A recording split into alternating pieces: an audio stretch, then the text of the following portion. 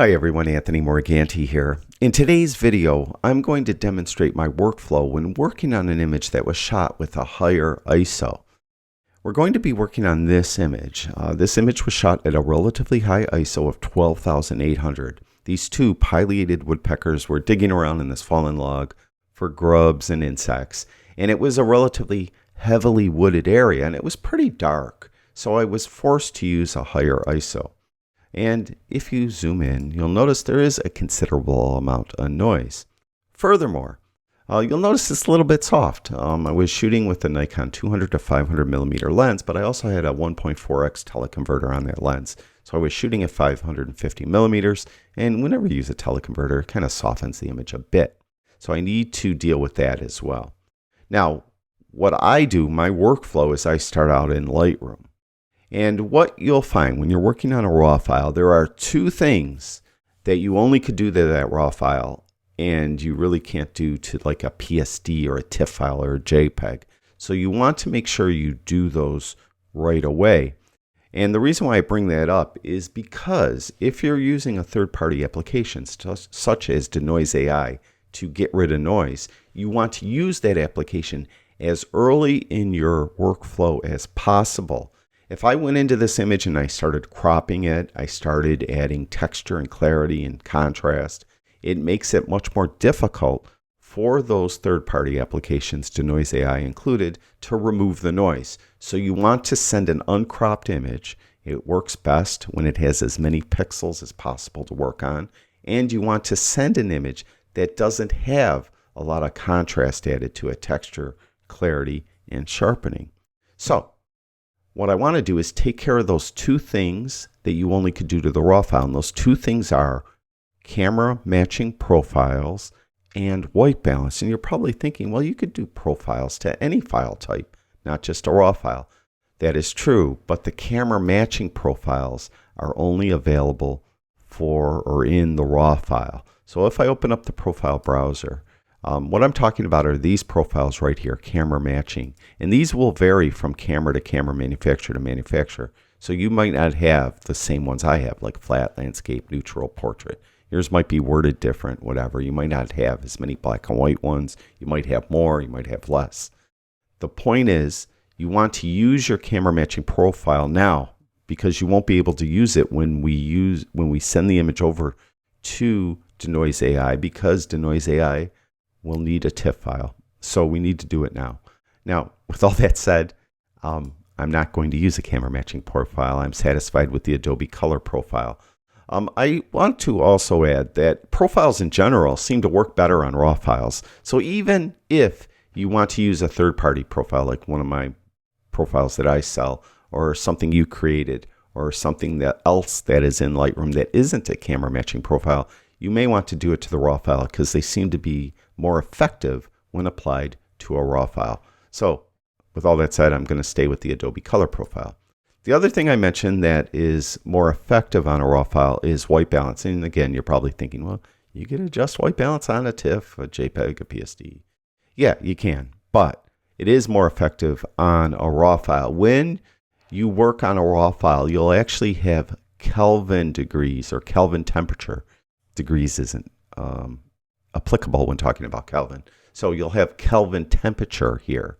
And when you're working on a TIFF or a JPEG, it actually is just a slider that goes from 0 to 100 and minus 100, I believe. So it's not as effective. It's not as fine-tuned, and it works better on a raw file. So if you need to adjust white balance, do it on the raw file now. With all that said, I'm satisfied with the as shot white balance, so I'm not going to do anything there.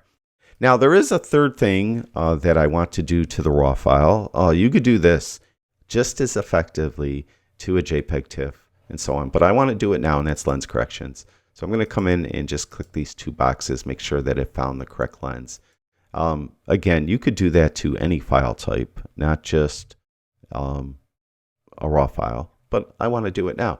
So I didn't do any adjustments at all to the image, but what I want to do is go down to detail. And I had mentioned that if you add sharpening to an image, it will be that much more difficult for a third-party application to remove the noise. By default, many times Lightroom adds sharpening to a raw file when you import it into Lightroom. So it did in this case. You see sharpening's at 40. I'm going to bring that right down to 0. I don't want to add any sharpening at all. Also, sometimes by default it will add some luminance noise reduction. In this case it didn't. It's at 0. If it did add something, I would bring that down to 0 as well. And finally, color noise reduction. I found that Lightroom's color noise reduction is just as effective as Topaz Labs Denoise color noise reduction, and I just get rid of the noise here. So I'll leave that at its default value at 25. That's what I do. Now I'm ready to get rid of the noise in the image, finally. And I'm going to right click right on the image. I'm going to go down to Edit In, and I'm going to go over and down to Denoise AI right here. And because it's a raw file, Lightroom has a limitation. You can't send raw files into any plugins at all, period. You just can't do it. So you have to edit a copy with Lightroom adjustments. And Denoise prefers TIFF files, so we're going to use these default settings: TIFF, ProPhoto RGB, 16 bits per component, resolution of 300, and no compression, and we'll click Edit. Now in the top left-hand corner, you'll see a progress bar. Lightroom is creating that TIFF file with those specifications, and it will open it up directly into Denoise AI. Now to begin with, what I prefer to use is a specific view called Comparison View. If we go up in the top right-hand corner, I click right here on Comparison View. And what this allows me to do is it allows me to look at four of the 5 AI models at the same time and compare them to one another. Now what I'll do is I'll go to the navigator window in the top right, and I'll move this rectangle over a part of the image that I think is relatively significant, and it would be the woodpecker's heads, right? So I'll move that there. Now I have to wait for it to update. You'll see in the lower left-hand corner there's little progress bars, and wait till all 4 of them are updated. And I mentioned there's 5 AI models, and we're looking at 4 right now: standard clear, low light, and severe noise, and that's going from left to right, top to bottom. There is a 5th AI model. It's called RAW. That is meant for RAW files because Denoise AI does work as a standalone app, and you can send a RAW file directly into it if you use it as a standalone app, not as a Lightroom plugin. And in those instances, you may want to look at RAW. RAW, in my experience, doesn't do as good a job on TIFF files as it does on RAW files. Now, what you can do, what I do, first of all, let's go to the top left-hand corner, standard. What I'll do is I'll click on that, and I'll make sure that model preferences is on auto. That means that Denoise is looking at the image and it's determining the correct amount of the remove nose slider and the correct amount of the enhanced sharpness slider. And then I'll click, let's say, on the next one, top right, clear, and make sure that's on auto as well. And I'll do this for each of the 4 models being shown and make sure that all 4 of them are on auto, because I want to compare apples to apples. So I make sure all of them are on auto.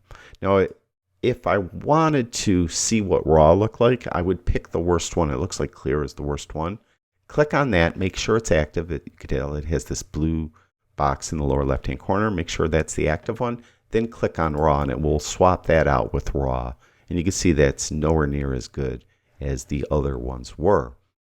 So you can put clear back there as well. Now what I'll do is I'll just, by comparing this apples to apples, I'll determine which one of these 4, when set to auto, is the best. It looks like it's a toss-up between standard and severe noise. Those look to be about the best. Let's just go with standard. Then what I'll do is once I determine which one of the 4 that are being shown is the best, I'll click on it, make it active. Then I'll go up and go to single view mode. And then let it render, lower left-hand corner. You got to wait for that progress bar to say updated.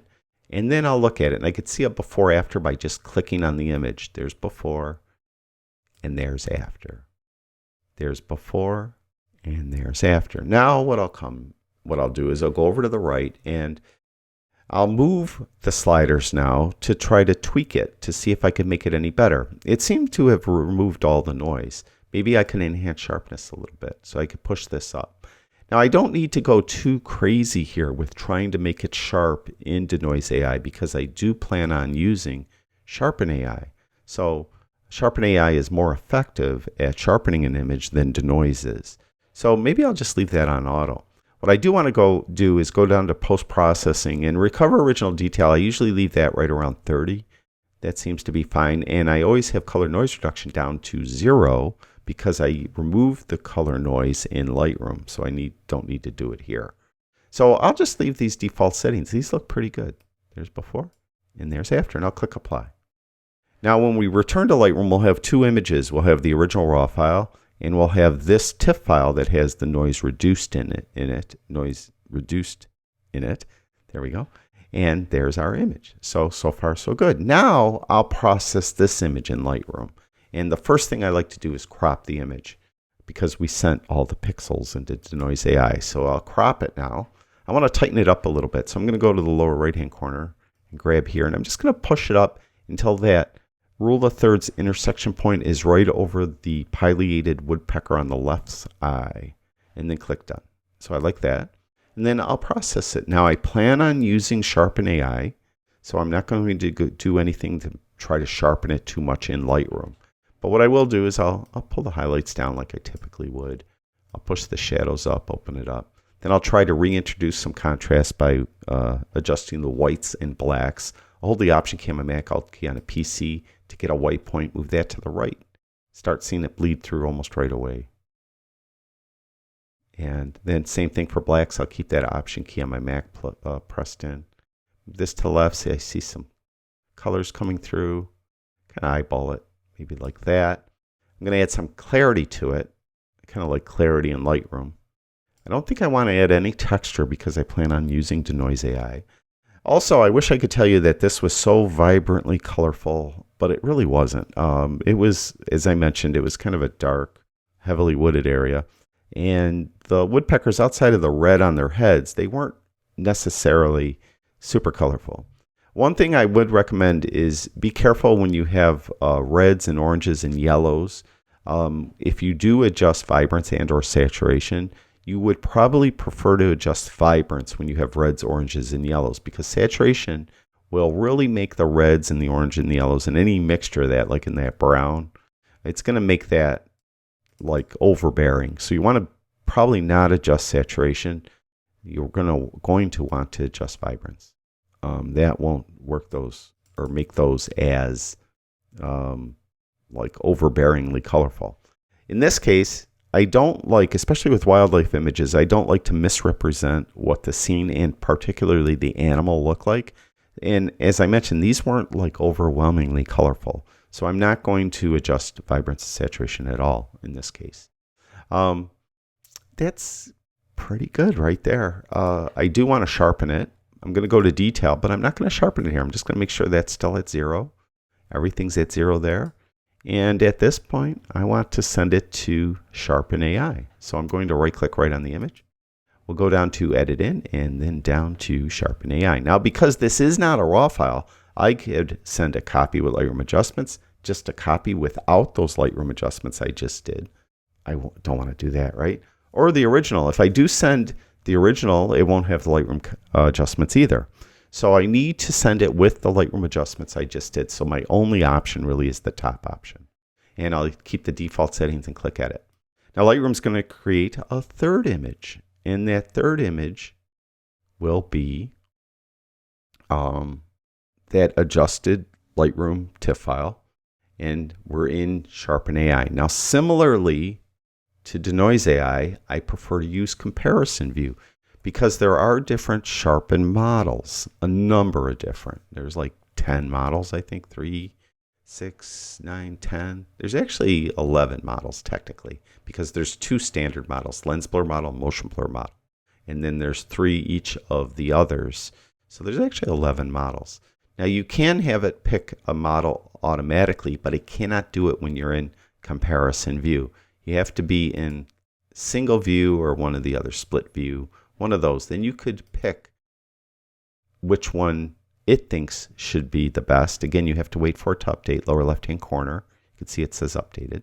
And it says that motion blur, very blurry, is the model to use. And that looks pretty sharp. Let's just reposition it. And it will have to re-render again, so I have to wait for it to render. And that looks pretty sharp. There's before and there's after, but it's kind of got some weird kind of stuff in here. Don't like it. So let's go to the comparison view again. It will take it off auto. And then I'll move the navigator window over a significant part of the image, which again is the woodpecker's heads, in my opinion. And we'll let them all update. This may take a while. Sharpen's a little slower than Denoise AI, so it may take a little while. And you probably can't hear it, but the fans have kicked in on my computer, so it is processor intensive. That could be graphics processor and microprocessor intensive. Now, of the 4, I only could see 4 at any one time, and there are, as I mentioned, 11 of them over here. The standard model looks good. Actually, the autofocus very blurry. Wasn't that the one that chose before? That one actually looks pretty good. So again, you could get a before-after by clicking right on it. And the autofocus very blurry looks to be the best to me. And again, the model parameters should be, all of them should be on auto. You can see I have auto there. The motion blur very blurry seems to be overly sharpened, particularly on the bird on the right. So I kind of like the autofocus very blurry. So what I'll do is I'll pick that, make sure that's the active one. Then I'll go to this single view mode. And then again, I'll push around the navigator window to a point that I think is relevant or most relevant in the image. Let it render and take a look at it. And that's pretty decent. There's before, and there's after. I think that's pretty sharp. Now I could come in and try to remove more blur, like move this remove blur slider to the right. Again, I have to wait for it to render. This could be very time consuming if you have a slower machine. And actually, that's starting to reintroduce some of this weird kind of noise in here. So I'll bring that down to 40, let's say. You could also come in if you had some noise, suppress noise, and you may be wondering, well, why use denoise at all if you could get rid of noise here? Well, denoise is better. Denoise is specialized to remove noise. You have all those different models you could use, 5 different models. So it is more effective at removing noise than Sharpen is, just like Sharpen is more effective at sharpening an image than denoise is. So I think that actually looks pretty good. Now what I could try to do is I could come here to select and click this and see if it could find the subject of the image. And it did. It found the woodpeckers. All right. And what it's doing now is it's masking it so the sharpening is only being applied to the woodpeckers. It's not being applied to that background or to the log or anything else, just the woodpeckers. And that's what I want. I don't necessarily need everything sharp. I just want the woodpeckers to be sharp. And it looks actually pretty good. So I'm going to click apply.